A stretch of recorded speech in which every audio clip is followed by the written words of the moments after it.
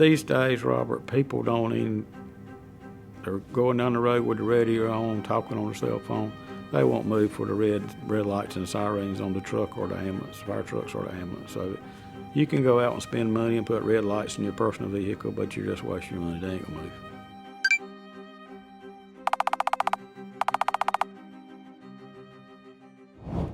I'm Dale Brennan, Chief of White Lake Fire Department. I've been a member here since 1982. I've been chief since 1994.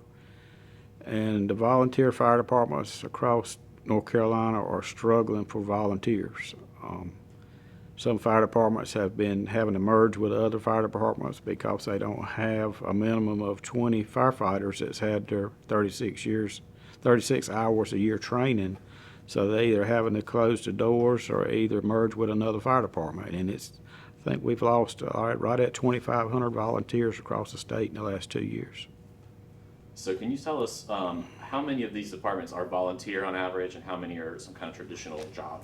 Most of your rural, like in Bladen County, we have 15 fire departments. Some fire departments have some paid staff, I think 3 of them, and the rest of them are totally volunteer. Most of your fire departments in the state, out in the country, are volunteer. So I've seen that younger people are doing a lot less civic engagement, volunteering of any kind, community involvement, that sort of thing. What do you think about that? Do you see this as a bigger trend where people are just not as interested in helping the community or volunteering, or what do you think it is? I don't know. I think that they don't know. I actually think that people don't know that there's a critical right now for volunteers. We used to have, I think, 7 volunteer EMS rescue squads in the county. Now we have 1.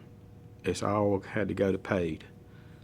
It's a bad feeling knowing, well, what if the next call is somebody that you know, somebody you love, and there's nobody to go? You know, what if there's no volunteers and that local fire department might be the one that could get there and get you out of a burning house or get you extricated out of a wreck? There's nobody. What if nobody comes? What if everybody gets the attitude, well, I just don't want to. I don't have the time. It's critical. We as fire departments in this state need some help. We need volunteers.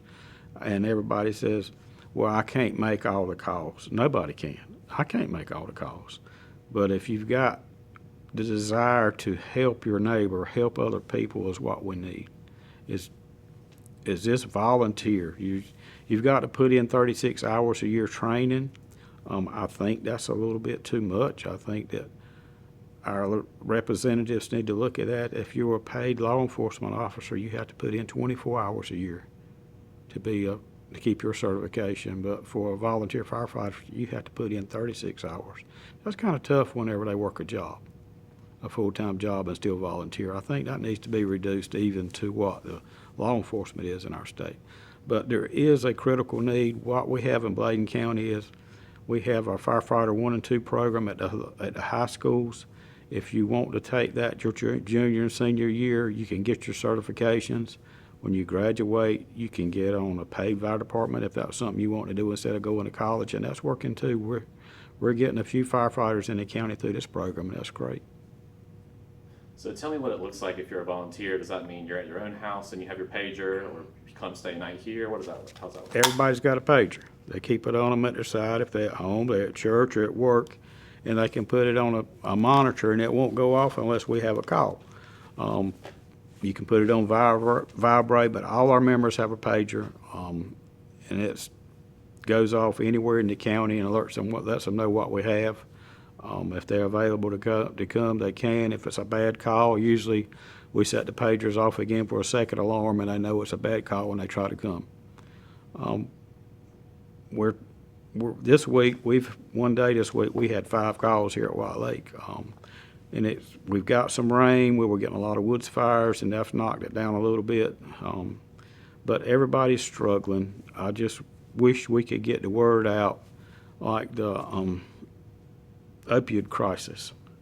You know, you see billboards all up and down the road. If you need help, call this number. I think some of the companies need to look and say, hey, our firefighters are the backbone of the state. When something bad happens at a wreck scene, what do you see? You see volunteer firefighters out there, or you see fire trucks. Hurricanes, trees cross the road, they don't call DOT. the fire department goes. Trees in the power lines, firefighters. Bad medical call, jaws of life, extrication, what do you see? Firefighters. How many law enforcement do you see directing traffic on a wreck scene? It's the firefighters. We get called to everything. Something spilled on the highway, who they call? They call the fire department. So it's not only fires. We get called to a lot of different things. And you're right. During the storms, that's the backbone of the community is the firefighters going out. Just as soon as the storm's over, we'd get in the road, the highways open, we'd open where the emergency vehicles can travel, where the power companies can get in and get the power back on, checking on your people in your community, getting them MREs, food and water, baby supplies or whatever. That's what goes on. And it's something that gets in your heart and you enjoy helping people. You can go home and say, hey, it was very stressful, but I think we made a difference. I was literally going to ask you next, why you choose to do something that's pretty difficult. And you just shared a little bit with me earlier, but it sounds like you didn't think you were ever going to do this and kind of fell in love with it. So can you tell me about that? Yeah, I was 17. I was a junior in high school when I was working at the local amusement park during the summertime and had the night off. And one of my friends said, what are you going to do now? I said, I'm going home. He said, get in my truck. So I asked him where we were going on the way to the fire department. He pulled up in front of the fire department and said, we need some volunteers. I said, I don't know nothing about being a firefighter. He said, well, that's good. And he introduced me to your dad. I filled out the paperwork, and that was in 1982, I think in June. And I've been here ever since. They took me under their wings, and they showed me what I needed to do. They looked out for me, trained me on how to run the equipment. And it just gets in your blood. It gets in your heart, knowing that you have made a difference. You've got a golden hour during a trauma, whether it be a head injury, heart attack, or stroke. You've got a golden hour to get that patient to the closest trauma center. And here in Bladen County, our closest trauma center is New Hanover County. So you've got a golden hour to either get them extricated, get them on the ambulance, get them on the helicopter or whatever. So it's a good feeling to know that you have made a difference in somebody's life. All the calls are not good. Last Sunday in this county, we lost a 9-month-old and a father to a structure fire that couldn't get out in time. So it's not always good. Sometimes it's bad calls. Sometimes it's calls that you'll remember the rest of your life, especially the hurricanes. We were told in 1999 during Hurricane Floyd that we wouldn't have another flood in our county for 100 years, and we've had one 99, 16, and 18. So, they seem to be getting larger, and the water continues to get deeper. I think Florence, we had 36 inches of rain here in Bladen County. Tell me how you've seen the calls change over the years. I know you mentioned the opioid epidemic. I know Narcan is like a huge thing for you guys now. So any patterns you've seen in that sense? During COVID, it seems like you had a whole lot more overdose calls. We won't run in that many before, but it burned a lot of the volunteers out, going to the same people over and over and over that were ODing, and we lost a lot of volunteers across the state from that. You get tired of going to the same person doing the same thing all the time. You're with your family doing your quiet time or whatever. Family time is precious, and your pager goes off and it's the same place you've already been to in the last month for the same thing. You just get to a point where if they don't want to live, do I want to continue trying to help them? So you can't prevent, you can only show up for the symptoms, right? Yeah, you can't prevent. You cannot keep somebody from taking the overdose if they're taking pills or if they're using a needle or whatever, but your volunteers are not mandated to go to EMS calls. The volunteer fire department's not mandated to go. It's just something that the fire department does above and beyond. The only thing the fire departments are mandated to do is respond to structure fires. Everything else is something above and beyond to help the community. And it burned people out. I see now we're lucky. We've had 4 new volunteers to join in the last 6 months here at White Lake, and that that is a blessing. I mean, 4 in 6 months, that's great. 2 of them had experience before. They were on the other fire departments and moved in our area. And 2 of them are in the firefighter 1 and 2 program here in the county. So the firefighter 1 and 2 program through the high school does help the community. Everybody don't want to go to college. They can go get this, and it's a career for them. And a lot of them that choose to be a career firefighter at a paid department, they work 12 days a month, and on their days off, they volunteer, help their community. Can you tell us about this community for people who might not know anything? Like, how big is it, and how many fires do you see, per population when you think about a town of people? White Lake and Bladen County Fire Departments, on structure fires, we automatically send 3 departments. Our fire department runs anywhere from 180 to 250 calls a year. It all depends on what the call volume is and what the weather's been like. During hurricanes, it increases more. We see a lot of kitchen fires, a lot of woods fires, a lot of accidents. People are not paying attention to what they're doing. People need to leave their cell phones alone when they're driving down the highway. And our main thing is make sure your house has at least 2 working smoke detectors in it. This year we have lost a lot of people across the state due to mobile home fires and structure fires. People don't have any working smoke detectors. The Office of State Fire Marshal has a program where you can apply for a grant to get smoke detectors and go out and install in people's houses, and American Red Cross. And we have been lucky this year. We have got both grants, and we're going out to our whole 6-mile area and knocking on doors on Monday nights and installing smoke detectors for free for the people that don't have working smoke detectors. People will spend $500 and $600 on the cell phone, but they won't spend $10 on a smoke detector, something that's going to save their life. If they have one, check your batteries at least twice a year. Every time you set your clock back or move it up, change your battery in your smoke detector. So y'all get county funding and state funding a little bit each from those. Is that right? Or no? That's right. We get funded off property tax. We get 8 cents on the $100 valuation in our 6-mile area. In the areas that don't join the fire departments, that don't join, you get a little bit of money. It's called no man's land. There's a lot of state-owned land in Bladen County that's owned by the North Carolina State Forest, and they don't pay property taxes, so that puts Bladen County at disadvantage. The property owners that own property are chastised because there's so much state-owned land in counties where they don't pay property taxes. The state ought to pay the same property tax that everybody else does. I never thought about that. Yeah, that's interesting.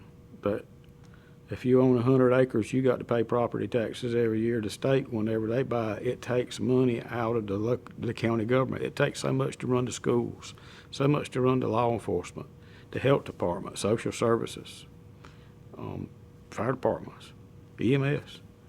When you take that land out of the tax base in these counties, the counties suffer. So other than personnel, what are some of the biggest budget challenges for y'all with resources? When I joined, our first new truck that we bought in 1997. We got it as a demo. It was $149,000. A commercial fire truck right now is starting out at $600,000 for a 4-door. A 2-year build time. A custom cab starting out at $800,000 up. So fire trucks have tripled in price. Takes about 2 years to get one once you sign the contract. The pagers now are about $750 to $800 a piece. Each volunteer's got to have a pager. The turnout gear, the structure gear now is running for a pair of pants and a coat. It's $3,500. Then you got to have a $300 helmet, a $300 pair of boots, a $100 pair of gloves, a $100 hood. A new air pack now, self-contained breathing apparatus is starting out about $8,000. It's more than what people think. Fire trucks have to be serviced and inspected and pump tested every year to meet the requirements. If it's whatever its rated pump capacity is, it has to meet that pump capacity test every year to keep your certification up where you can keep your homeowner's insurance down where they can afford insurance. So we spend a lot of money on servicing and testing also. Workers' comp, if you have any accidents, you know how that is. Just like if you get in an accident with your vehicle, your insurance automatically goes up. So we try to be as careful as we can and don't have any workers' comp claims. Some things you can't prevent. We try to keep water and Gatorade on the trucks on all the calls to keep the firefighters from having heat strokes. This week we've been facing 105 degrees heat index. It's tough. Tell me about, so first responders. I know a lot of firefighters are first responders, but not all first responders are firefighters, correct? That can be a lot of different people. That's right. Yeah, so can you break that down for me? Our first responders go through training every year. It's a 48-hour course, the initial to get your medical first responder to run on the firefighter side. Yes, 18 hours a year continue to recertify. If we have a call right now, we have county paid medical trucks. If they're going out of the county to care a heart patient or a stroke patient or a trauma patient to one of the other hospitals out of county, we're a medic truck short. So the fire departments that do run first responders can get there on the initial. Sometimes we might be to 15 minutes before the medic truck can get there because they come across the county. We can do bleeding control. We can start airways. If there's a heart attack call, we can start CPR. We got the portable defibrillators. There's a lot that the first responders can do. We can get the basic vitals, blood pressure. When the medic truck gets there, we can help them get the patient on the stretcher and in the ambulance quicker and on the way to the closest hospital. Bleeding control, if it's a boating accident or an accident on one of the piers, drownings or whatever, you don't ever know what you're going until you get there. But it's not for everybody. Some firefighters don't like doing the medical side of it. Even on the paid side now, the EMS side, the EMTs, they're short. There's a big shortage of EMTs across the state. It's a good field for people that's wanting to switch jobs or wanting to know what they're going to do when they graduate from college. There's a big need for EMTs and paramedics. Do you find yourself more drawn to the fire side or the medical side or either one? I like the fire side. I run medical calls. I like that, but my heart is on the fire side. But it gives you adrenaline rush. I don't like to see anybody's house burn. I don't like to see any woods burned. I don't want to see somebody lose their property. But some people like pork chops. Some people like steak. I'm on the steak and on the fire side. Can you tell me about any calls you had that really challenged you, or that you feel like it changed you, or that you grew from them? I reckon it was during Hurricane Fran. There was a lady going into labor in Kelly, and our emergency management coordinator called us, and we took a crew during the storm and started cutting trees from White Lake. And we met Kelly Fire Department cutting trees ahead of their ambulance, where they could get that ambulance and that lady to the Elizabethtown Hospital. And that was probably one that I'm going to remember the rest of my life, out cutting trees during a hurricane where the ambulance could get through. We just cut them wide enough where that ambulance could get through. Kelly Fire Department started in Kelly. It's 18 miles from White Lake to Kelly, and it took us a couple of hours, but that really made a difference. And during the hurricanes, whenever you help get people out of a house that's flooded and get them into boats or in high water vehicles, and they've got everything they own in a trash bag or a duffel bag, and you get them in and say, hey, is there anything else I can do for you? Is there anything, get you a bottle of water or Gatorade? And they look at you and say, no, we still got each other and we're blessed. A lot of people take a lot for granted. Some of these people they've been through 3 floods, and they're grateful for the help, and that gives you a good feeling. No, they don't want, they could complain, well, I want me a new house, or I want this, or I want that. And they say, no, we're blessed just to have one another. And that really touches you. knowing that you've made a difference, that people appreciate what you're doing. It's like very direct the way you help people. Yeah, it is. It's a firefighter, a volunteer firefighter is not what you carry with you whenever you leave this world. You got to say, what did I leave behind? Did I help anybody? Did I train anybody to continue doing what we need to help doing in this state? And I meant it because I had some great leaders that really took me as a teenager. When you're a teenager, you think you know everything, but you'll find out later on you really don't. The people that was trying to lead you and guide you are the ones that took the time to keep you calm and keep you safe, and they put it in you that, hey, this is the way you do it. This is the way you talk to people, and this is the way you drive your personal vehicle on the way to the fire station. You don't drive like a NASCAR driver. You drive it the same way you do normally. When you get in the emergency vehicle, you've got red lights and sirens, and you can drive a little bit faster. We lose a lot of firefighters in their personal vehicle driving at a high rate of speed on the way to the call or on the way to the station. Sometimes you have to slow down to go fast and don't hurt nobody. Yeah, I'm surprised that that's that common. I never think about that. Don't they sometimes have a little smaller siren or something they can use on their cars? They can, but these days, Robert, people don't even, they're going down the road with the radio on, talking on their cell phone. They won't move for the red lights and sirens on the truck or the ambulance, fire trucks or the ambulance. So you can go out and spend money and put red lights in your personal vehicle, but you're just wasting your money. They ain't gonna move. You feel like that's one of those things that has changed, like that you've seen change over time? Yes, I do. Everybody on wreck scenes now, we have to park the fire trucks. A lot of times if we're doing an extrication and somebody's pinned in, we'll put a fire truck on each side of the wreck and shut the road completely down, because people come through the wreck scene driving with their knees, taking the phone and taking pictures and putting on social media.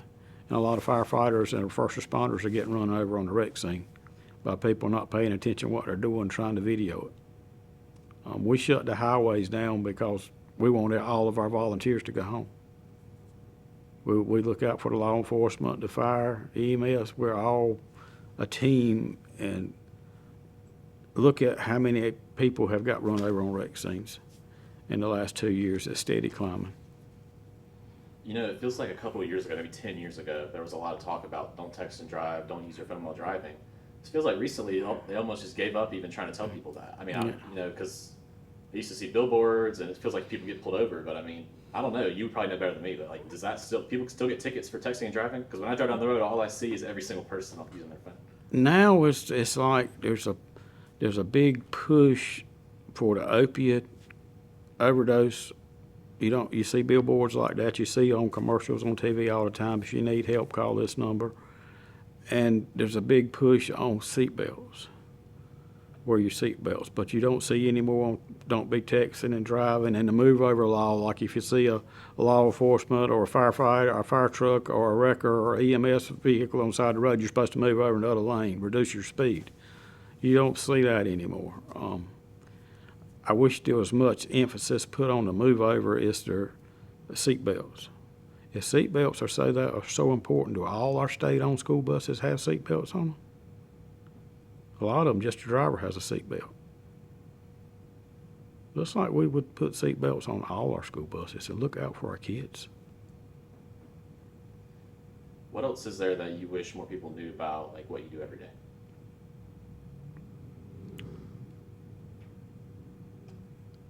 Firefighters, volunteers, and paid. You have your family, and then you have your fire department family. Whenever something happens when you're out on the call, you know that these people's got your back. They're going to do everything they can to look out for you on the call, and if you need them during the week. If I know if I need something, if I call one of my firefighters, they got their back. They got my back. They're going to come help. They're going to do whatever they can. If you just need somebody to talk to. In the last couple of years since COVID, you're having a lot of firefighters, first responders in general, not just on the fire side, are committing suicide. They see a lot of bad things. Yes, you can go through stress debriefing. There's help out there, but a lot of people, there's a lot of firefighters, first responders say, "No, I'm tough. I can deal with it," and they're taking their own lives, and that's really increasing. We need to look out to one another better in what we're doing. After a bad call, I try to call my people every day and check on them. Say, "How you doing? Let's go get something to eat. You need to talk." Let them know I'm there, and all my officers try to do that, to reach out to everybody. Some of the officers that were involved with the call this week, all of them went through the stress debriefing. Sometimes it's not bad to open up and say, "Hey, I need some help. I need to talk. I got a lot on my mind." You just, you think, why couldn't I get to the person? Why didn't we get there in time? There's a lot of what ifs. Yeah, can you tell me more about that? Structure fires, whenever you lose a life, it's bad. You think, well, if that person that was in front of me that would have moved off the road whenever we got behind them, and we didn't have to follow them for a mile before they finally pulled off the road, that cost the truck time because you have to pick your speed back up. Most trucks are hauling 1,000 gallons of water. Tankers might be hauling anywhere from 1,500 to 3,500 gallons of water. You have to pick your speed back up. It's not like a car. Time is essence whenever you go into a fire. 2 minutes could have made a difference. 2 minutes could make a difference on the initial starting CPR. That person laying there and their heart not beating, and you can get there with the earlier you can start CPR and get that heart back to pumping again, the better chance of you getting to a trauma center and they're saving your life. Time is essence, and you run what if. Just like you were in school, well, what if you studied a little bit harder for that test instead of going out with your friends the night before? You might could have made an A instead of a B. So what happens, since y'all are mostly volunteer, if none of the volunteers can make it to like a given call? Right now, we haven't had that to happen. You hope and pray that the dispatcher or page your next closest department for mutual aid. If the state don't get some more volunteers, that's going to happen. You're going to go by fire departments, and there's going to be for sale signs up. Because sorry, go ahead. You're starting to see some areas in our county that were affected by floods. They declared disaster zones. You can't build back there unless you build to a certain height. And people have moved out of that area and moved into different counties. Well, that fire department, if nobody can move in that area, that fire department's only got so many people in the community to pick from. If you lose 50 or 60 people each hurricane due to flood waters, and it's a flood area, that community's in a bind.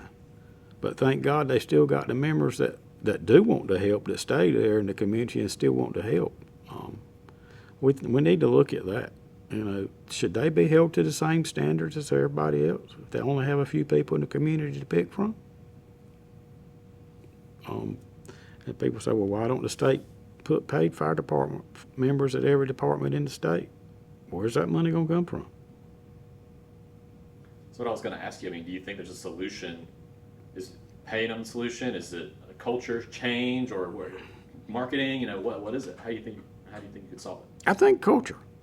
I think the word needs to get out that, hey, we need some help. We need volunteers in this state at our fire departments. We need the help. Yeah, the people that need help that's strung out on the drugs or whatever, but if there's no volunteers to go help them, we're hurting on both sides. We've got to do a better job of getting the word out and saying, hey, have you ever thought about volunteering at your local fire department? Have you ever thought about volunteering at your local rescue squad? Give it a try. You might like it. It might change your life. But just my thing is, what if you were there pinned up under a car, you hit a deer or a bear, which happens We've been to wrecks where deers come through the windshield. What if that was you and nobody came? Last question. When it comes to what you get out of it, serving others, can you just tell me any more about that, and what's your elevator pitch to people who, to get them to experience that feeling too? My thing is, I like to go out and try to help people. When the pager goes off, we're going to somebody that's had possibly the worst day ever in their life. And you have a chance to comfort them. You might put the car out, you might save the car, you might get them out of a vehicle that's on fire and they're pinned in. You might go in the house fire and get them out before the house burns up. You might save their pet. You might help them save their furniture. You might just sit there on the doorsteps with them and talk to them or let them cry on your shoulder. Because whenever you go to the scene, they're not calling 911 because they're having the best day of their life. They're calling 911 because they're in a bind. They need help. They're struggling. And whenever it's all over with and the doors are shut and you're on the way back home, you get to analyze yourself. Hey, did we make a difference? What did we do that was good? What did we do that was bad? And most of the time on your way home, you're on the good side. Some days, like last Sunday when the guys went out, that was a bad day. That was bad. They'll remember that the rest of their life. But at least they went and they tried. It's meaningful either way, right? It's meaningful either way. It's meaningful every way. And my last thing is, please check with your local volunteer fire departments and see if there's any way you can help them. Everybody don't want to put on an air pack and go through the front door, but it takes a team. Somebody's got to run the truck. Somebody's got to run rehab, hand out bottles of water and Gatorade. Somebody's got to fill air bottles. Somebody's got to help get the hose off the truck. Somebody's got to haul water from the fire hydrant from the closest fire hydrant to the scene. It's a team effort. Everybody don't have to go in the fire. Some people are scared of fires. But there's the people that don't go inside the fire just as important. The people inside the house are nothing unless they got somebody to run the truck and the pump and keep them water. You can't do it all. It takes a team. There's more to the football team than the quarterback.